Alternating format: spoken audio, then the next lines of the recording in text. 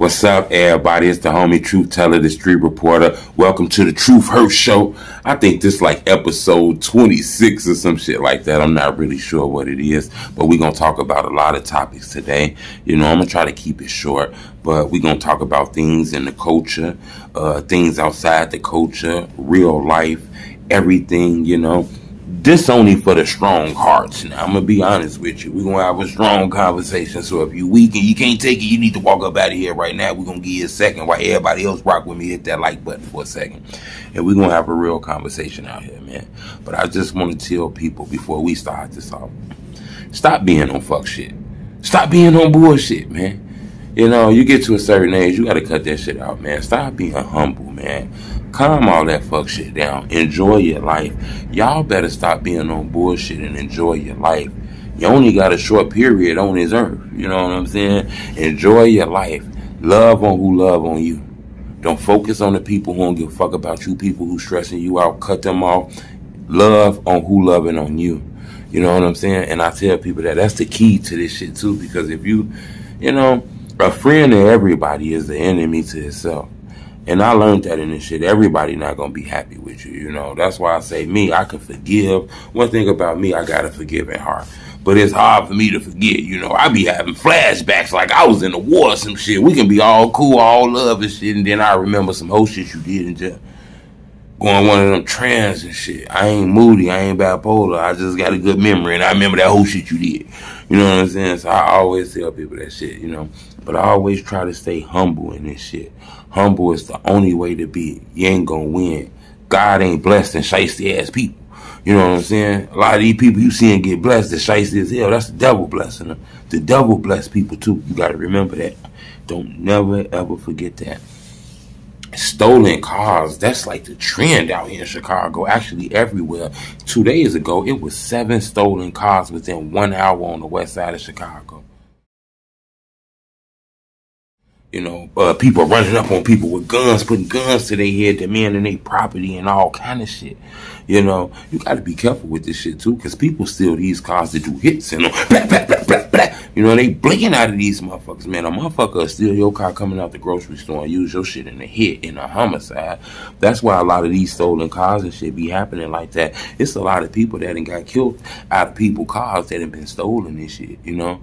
They take these cars, some people take them and sell them for used parts, or they strike and play them, you know what I'm saying? They sell them to, you know, these chop shop and these little scam ass people who deal with these cars, and they go get the VIN number re-registered and all kind of shit. Just the hustle, you know what I'm saying? So you gotta be careful when you're in them Hellcats and Chargers, and hell, these 30 motherfuckers out here steal anything, you know what I'm saying? So you gotta be careful when you're out here fronting and shit. Remember, the goal is to get out the hood, not to buy expensive ass cars and ride around in it.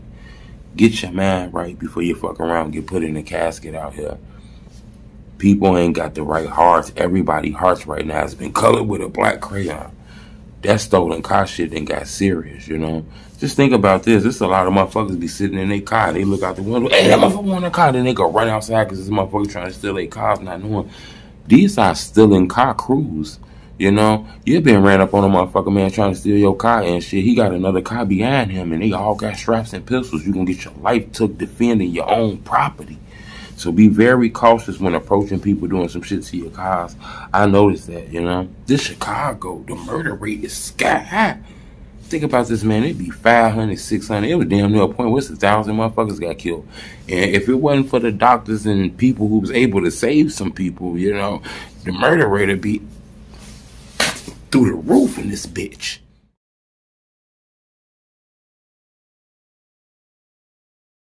It's crazy out here. So, you know, be smart out here. You feel me? Focus on the money. Focus on getting your heart right. And focus on God.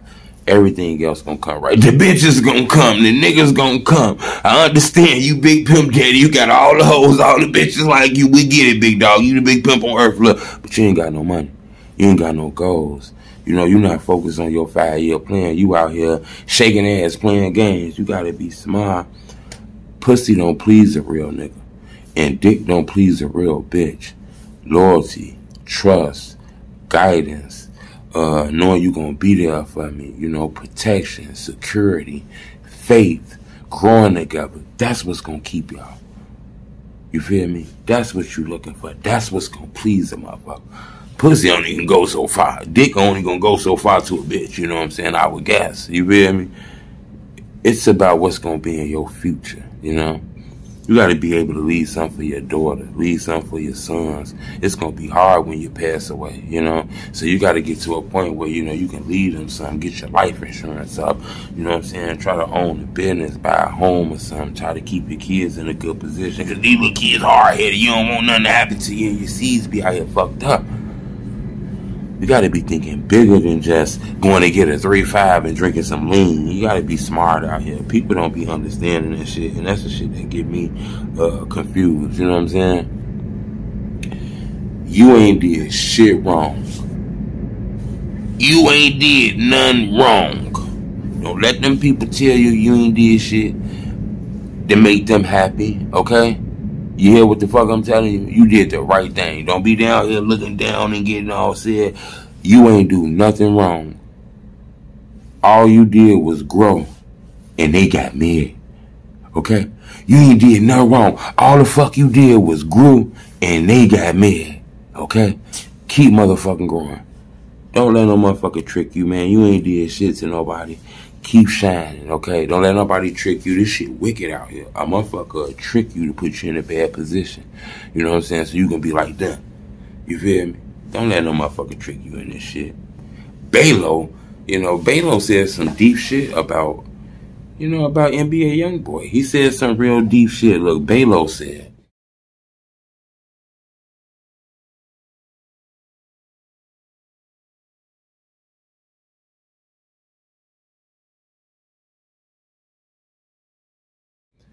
NBA Youngboy been keeping Von name in his mouth for 2 years now.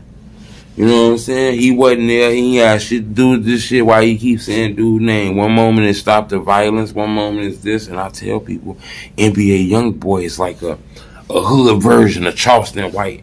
Not to the point where he just all crazy and shit like Charleston, but he knows how to troll. He be trolling on the internet. He knows exactly what he doing. He knows exactly how to look, how to make his eyes look, how to talk, exactly what to say to make shit go viral. That's why he called Bobby Von Smurder. That's why he say shit like, I don't give a fuck about these niggas, bitch, you can die, I'll let your sister love you. That's why he talk like that, because he know people like that. He understand the algorithms. This is a smart guy. That's why he's one of the most famous people in the world, and he don't really got a lot of hit records on the radio. You know, this guy got YouTube in a headlock, in my opinion. Very smart. But the Von shit, it's kind of weird, though, you know, because Tim got a case coming up. These guys are rapping like Tim ain't got a murder case coming up, you know.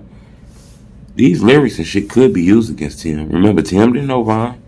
You know, they ain't had past relationships. So a lot of internet chatter and things that people see is going to play big in the courtroom, because I'm pretty sure ain't nobody going to really want to testify. The optics of getting on the stand, it ain't going to look good. So, you know, they going to have to go out rumors and shit they see on the internet. And I'm telling you, it's just don't put Tim in a good position. Knowing people be like, I don't want to talk about my case. I'm fighting the case. I can't talk about that. Shit, they rapping about this shit, talking about this shit, cracking jokes about this shit. Even Tim. I just find it crazy. CharlestonWhite. I ain't really got to say too much. I ain't really got to give you my opinion on this no more. I done spoke on this. But I do want to share something with you. Rooga Daddy. FbgDuck cousin, I believe. He had a message for CharlestonWhite. This is what he said.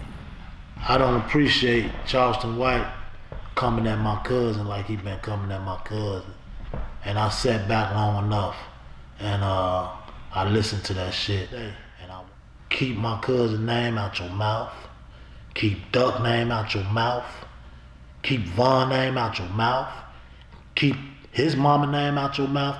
All their name out your mouth, bro. As you can see, that's a pretty strong, powerful message, you know.